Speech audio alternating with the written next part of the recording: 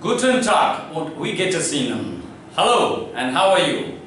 Wie Sie schon gewusst haben, ich Dhananjay Dhondial heiße und ich bin ein Deutschlehrer.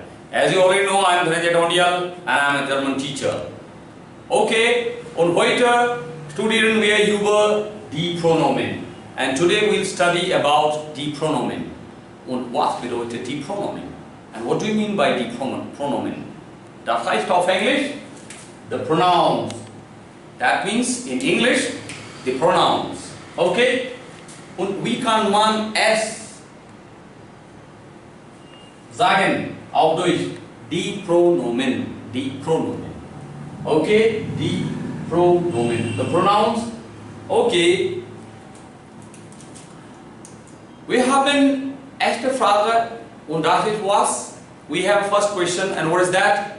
Das ist wie bedeutet or was bedeutet die Pronomen. What do you mean by the pronouns? Okay.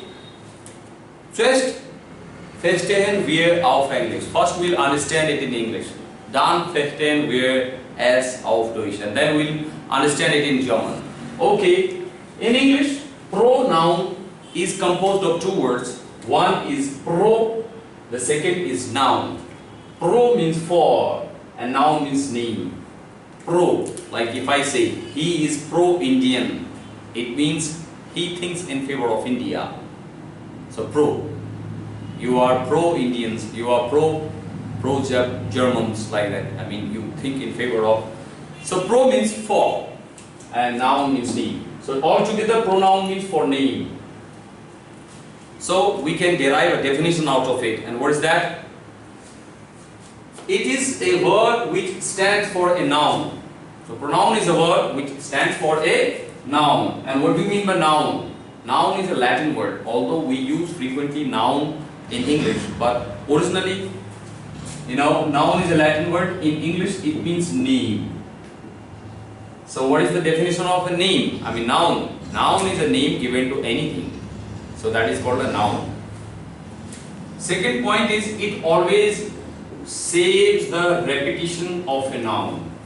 Repetition of noun in English or in any language is not considered as good thing.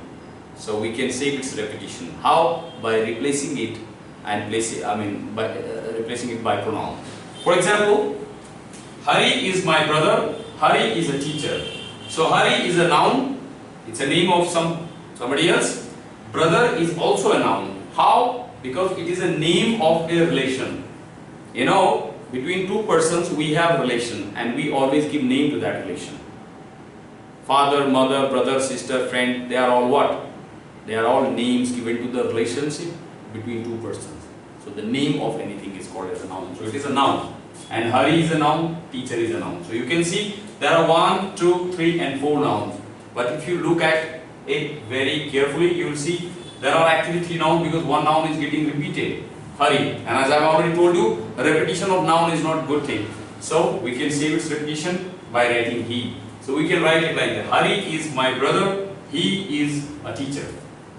So this is the correct sentence. So he has taken the place of this noun and that is how it has saved its repetition of a noun. So we call it as a pronoun. So I have justified these 2 points, what I have told you about the pronoun by this example.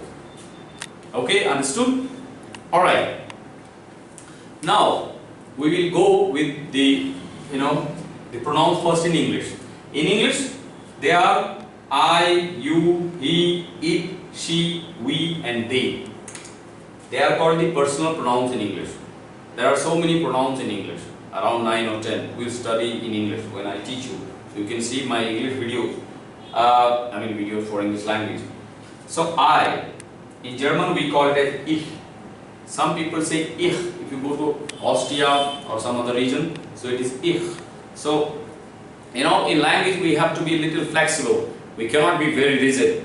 You see, there is a proverb, in Hindi, and that is, कोस में बदले पानी और 4 कोस में ज़बानी. 1 कोस is equal to approximately 15 kilometers. So after a gap of 15 kilometers, it is believed that the taste of water keeps, get changed. So कोस में बदले पानी और 4 कोस में ज़बानी. 4 कोस, 4 multiplied by 15, approximately 60 kilometers. The zaban, that means the tongue, our language, it changes. So you see, this thing happens everywhere. So even in Germany, you go to northern part, you will find accent is different from the accent of the southern part, or east or west or like that. So we have to be a bit flexible. So originally it is ich.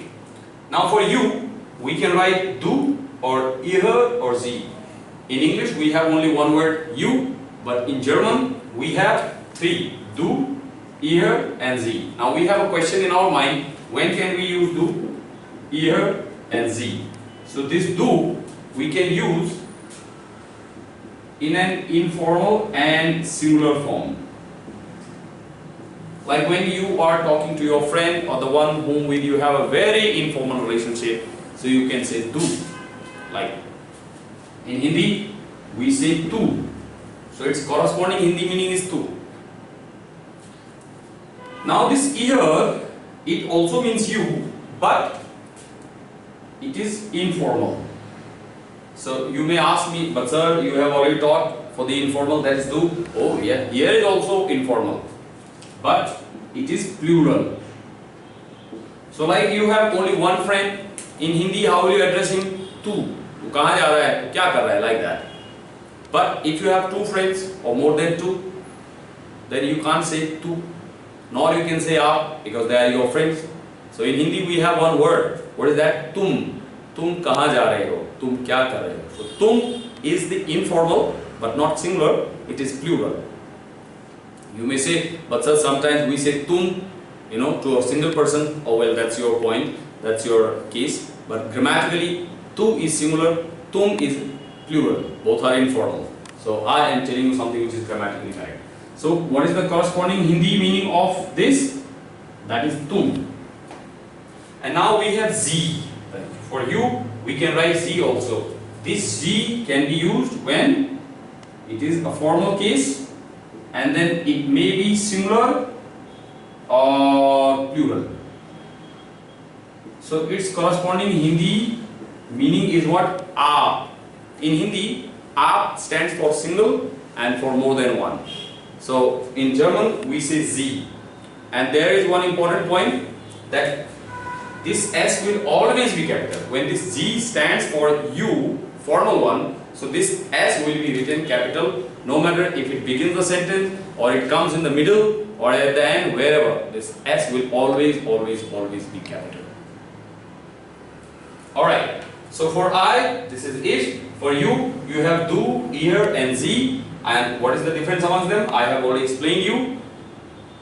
Then he, for he, we write er. So it is er. Then we have it, s, she, sie, we, wir, and they, sie. Now, I know you have some questions in your mind. I mean, one question in your mind. What is that? Sir, sie means you, and sie means she, and sie means they. So how shall we come to know whether sie means you or she or they? How? Well, the answer to this question is, to get the answer to this question, you will have to wait till I take up the topic of verb. But definitely at that time, I will give answer to this question. Because right now, of course, it is, difficult to understand. But I can just give you a hint at this moment, orally, verbally. The background of the conversation actually helps you out here.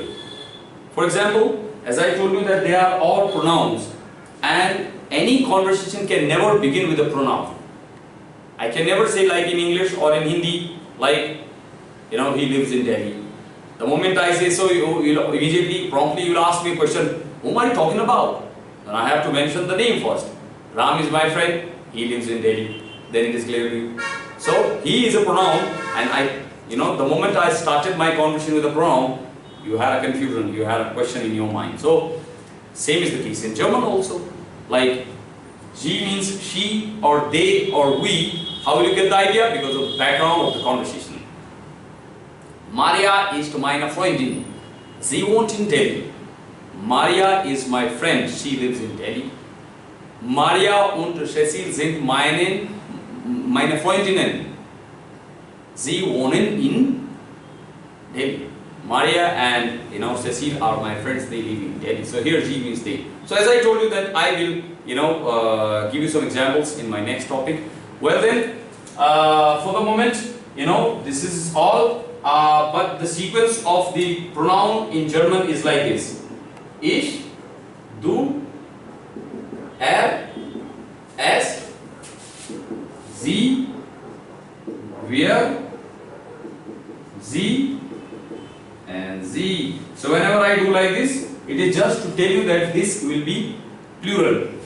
Sie.